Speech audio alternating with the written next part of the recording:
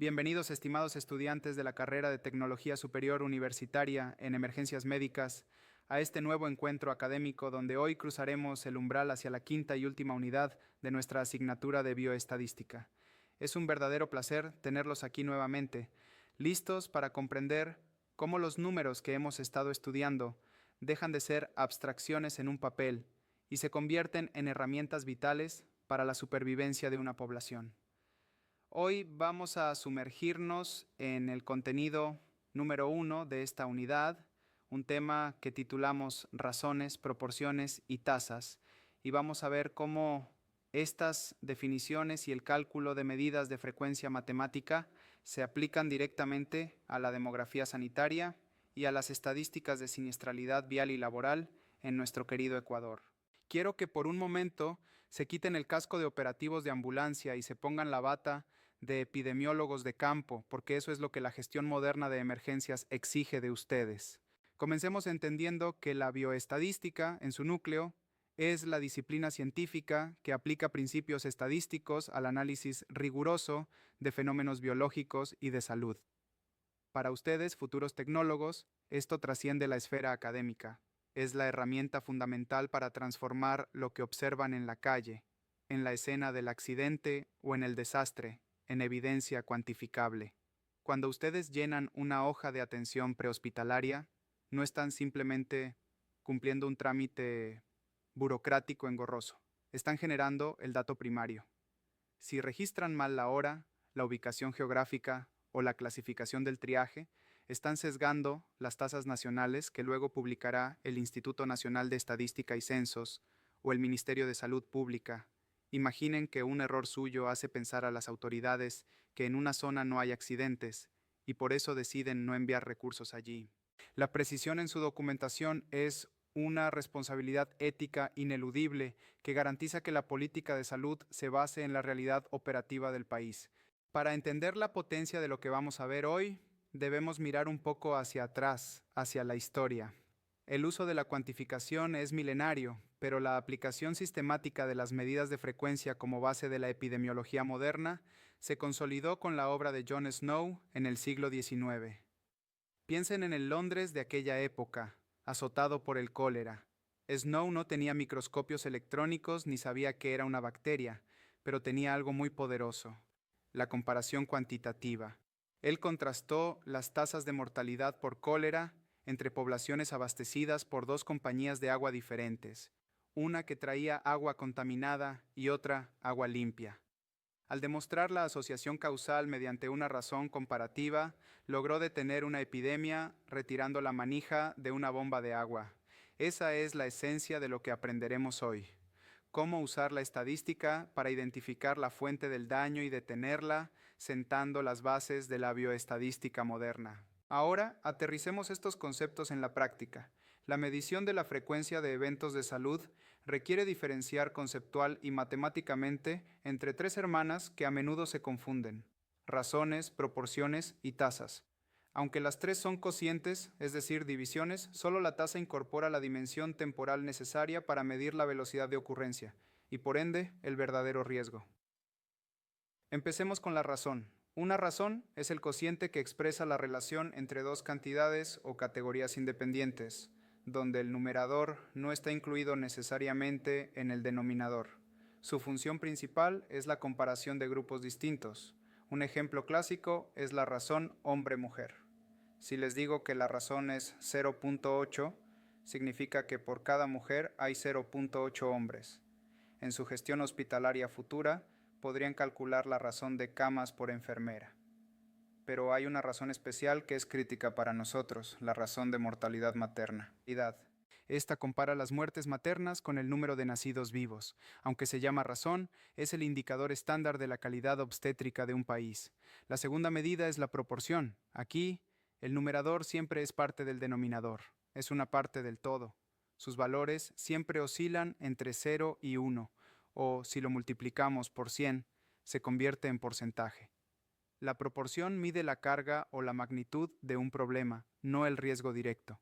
En epidemiología, la prevalencia es la reina de las proporciones. Si decimos que el 20.35% de las multas de tránsito en una ciudad corresponden a exceso de velocidad, estamos usando una proporción para describir la magnitud de ese factor de riesgo específico dentro del total de infracciones. Es una foto estática de la realidad en un momento dado. Finalmente llegamos a la medida más rigurosa, la tasa. La tasa incorpora el tiempo y mide la velocidad a la que ocurren casos nuevos en una población en riesgo durante un periodo definido. Al incluir el tiempo, la tasa es la única que cuantifica de manera precisa el riesgo. Imaginen un velocímetro. La tasa nos dice a qué velocidad está enfermando o muriendo la gente. Esto es vital porque permite comparar poblaciones de distinto tamaño. Si una ciudad tiene 1000 casos y otra 500, no podemos decir que la primera está peor sin saber su población total.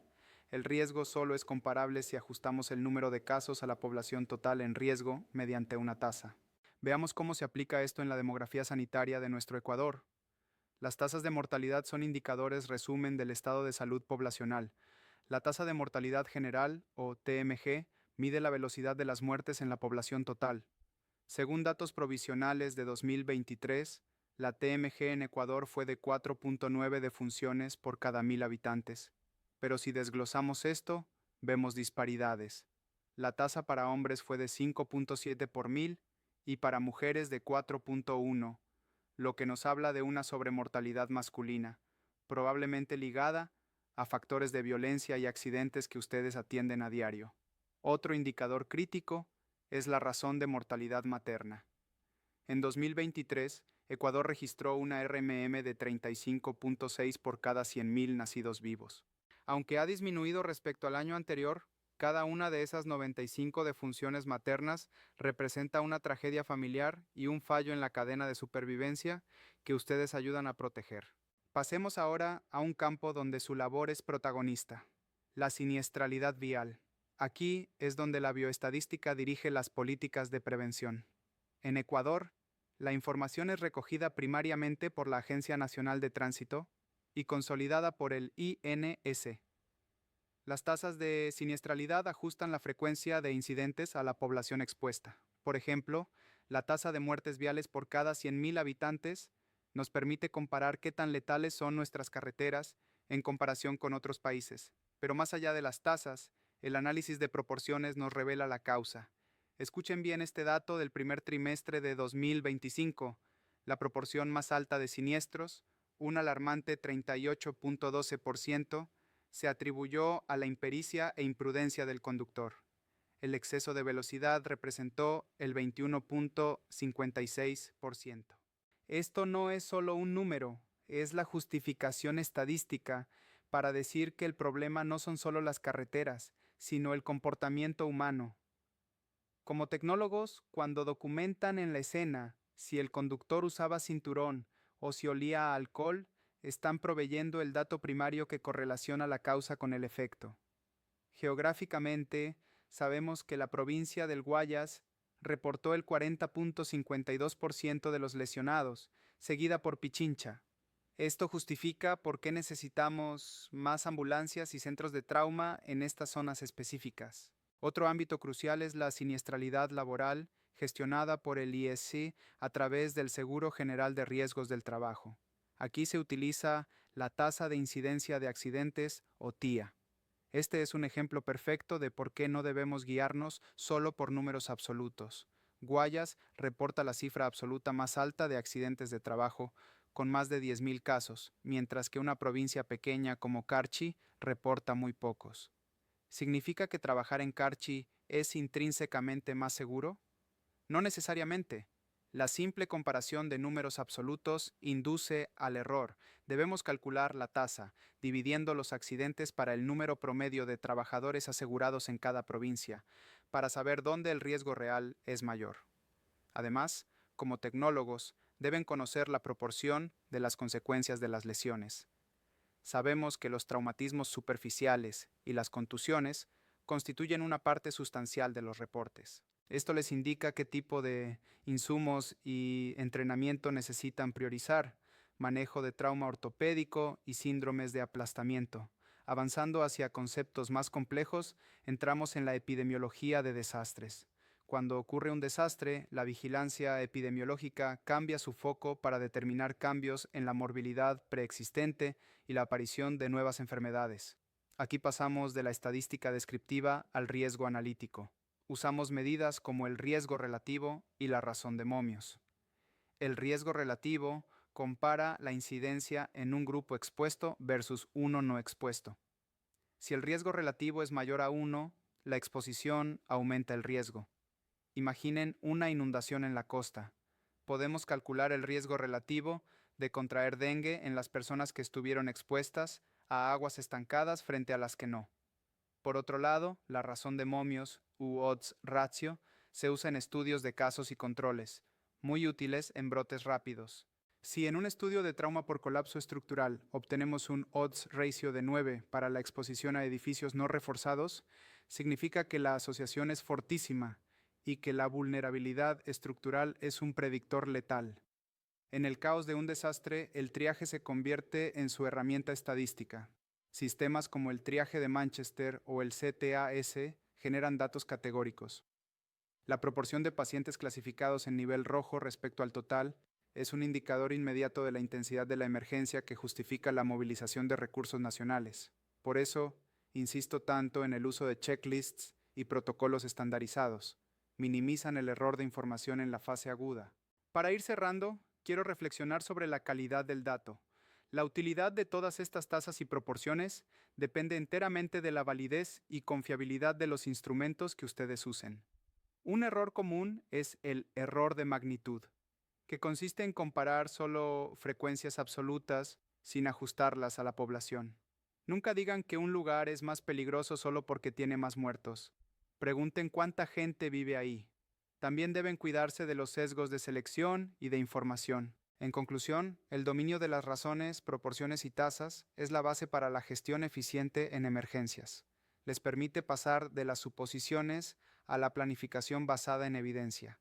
Si las tasas de siniestralidad suben, la presión sobre su sistema sube y ustedes deben estar preparados para justificar la necesidad de más recursos con números en la mano. Ustedes, al asegurar la precisión en la recolección de datos en la escena, se posicionan no solo como rescatistas, sino como productores clave de evidencia científica que a la larga salva tantas vidas como un torniquete bien puesto, porque informa las políticas de prevención de todo un país. Espero que esta clase les haya abierto los ojos sobre el poder de los números que manejan a diario. Muchas gracias por su atención.